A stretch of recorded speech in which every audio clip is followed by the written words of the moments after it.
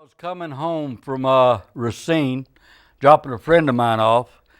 I was crossing over the little viaduct that goes over Pikes Creek, and as I was about to enter into the bridge area, I saw something grab the railing and lifted itself up over the railing, and my eyes caught his eyes, and I'd smelled something that just was a hideous smell.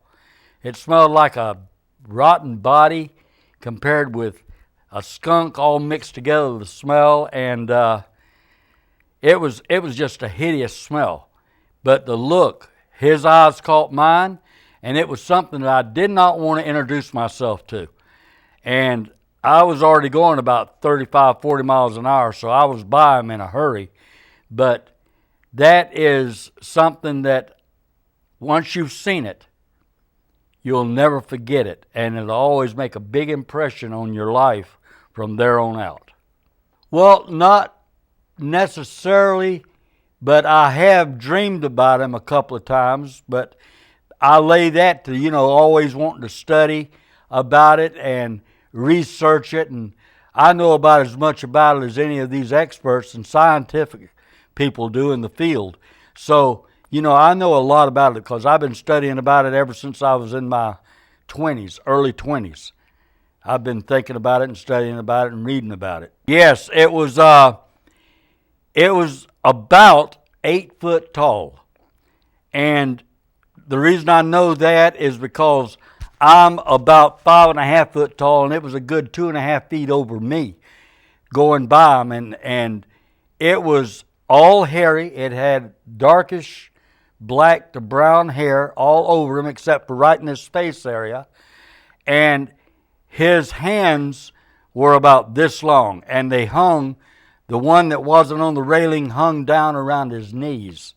And it was huge.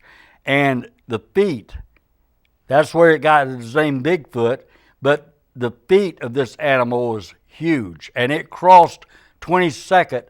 After I looked at it in the rearview mirror, it had already crossed 22nd in about 2 steps. So it was taking 5, 6 foot strides, very easy.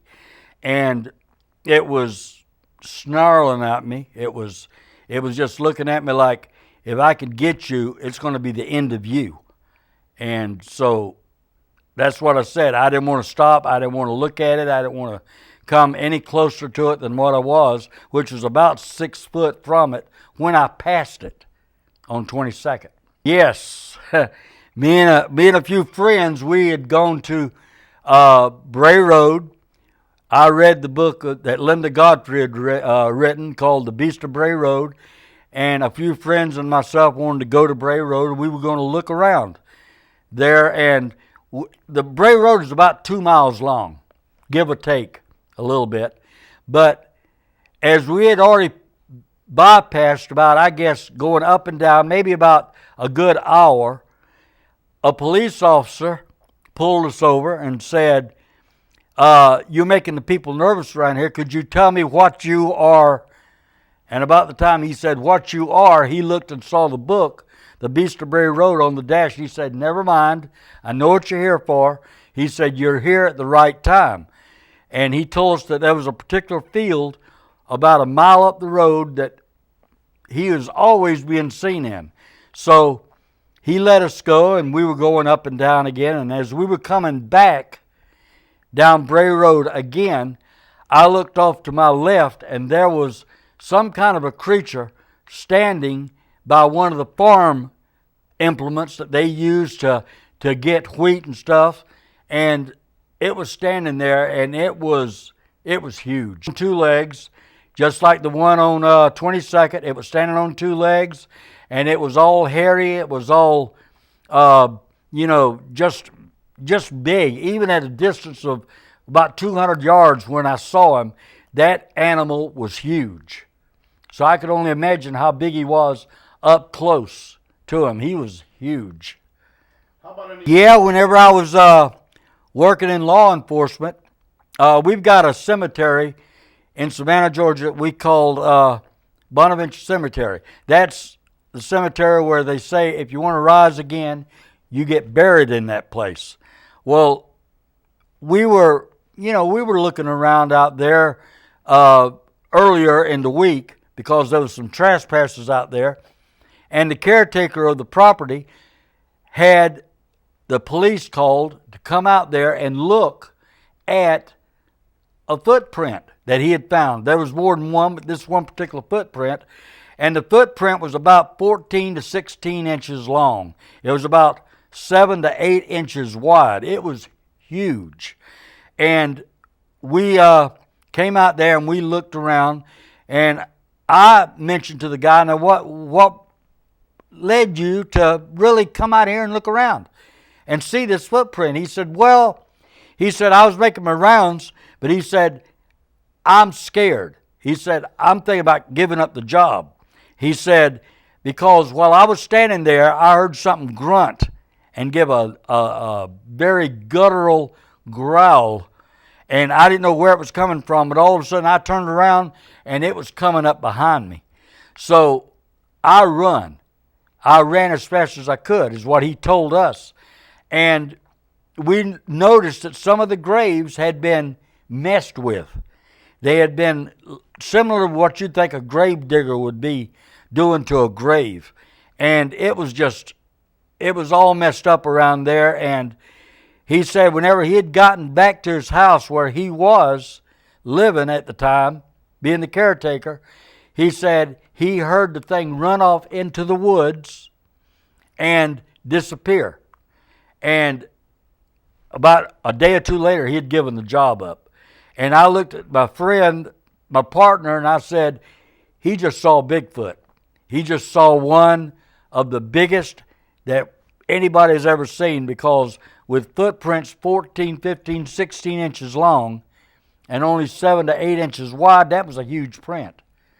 And I wanted to add, these things, creatures, have 6 fingers and 6 toes.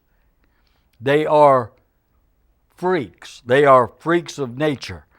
And I could go into a lot of things about that, but that's the first time, but the last time that I can tell that I've ever seen them. Well, I'll have to go into the Bible part, but in Genesis chapter 3, the Lord told Satan, I will put enmity between your seed and the woman's seed. Well, how else does Satan have seed? He had seed when the fallen angels came down, was kicked down out of heaven. They went to a place called Mount Hermon, and they decided to make a pact with one another. They were going to have women that they were going to have mate with, and they did it, and all of a sudden the results, I guess is the best way to put it, of that was giants in the land. And these giants were cannibalistic. They put people in slavery. They made them feed them out of the crops of food that they had. But when they gave out of the food, then they started eating the people. And they also mated with these animals. Well, these animals, if you ever heard of a giant called Gigantopithecus, it is a giant that stood about 12 to 15 feet tall. And it was huge. A regular jawbone of a gorilla is about maybe this long. Its jaw was about twice as long. It was just downright ridiculous how big this thing was. And it was bred down to what they say is the Bigfoot now. But I believe what the Bigfoot really is, it is the results of these giants that had come along and they had mated with the animals. They had done this, they had done that, along with the angels mating. And it caused these freaks of nature.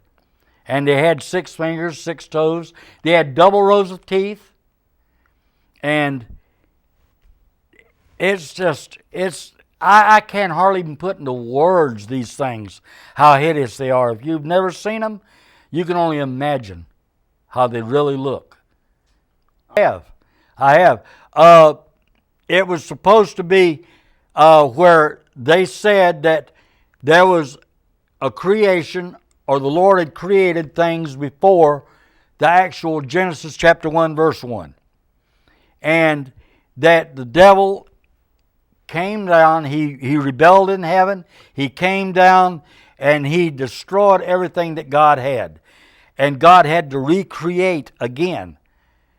Whenever you read it in Genesis 1, chapter 1, this was a second creation, because we look at sometimes, people will look at it and they'll just read over it, where it says that God told Adam and Eve to replenish the earth. Now, to replenish means to do something that was once already done. Now, what does that mean? Was there an earth before there was this earth that we know about now? Was there a moon before everything? Because Satan completely and totally destroyed all of God's creation. He wreaked havoc on everything that God had done. And it's to the point then that God said, I am tired of this. I am going to do something about it. So he put limitations on the devil as to what he could and could not do. That's one of the theories of what I've heard, what I've studied about, and what the Bible talks about, as a matter of fact.